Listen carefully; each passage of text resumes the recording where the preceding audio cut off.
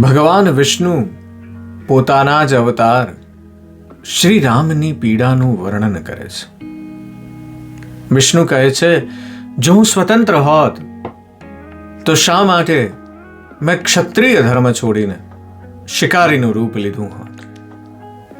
શા માટે હું જંગલમાં કંદમૂળ ખાતો હોત?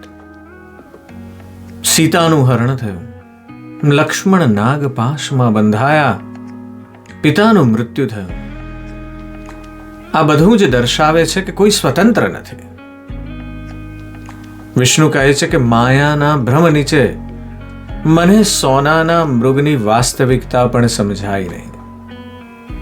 સીતાના વિરહમાં હું ખૂબ દુઃખી થયો.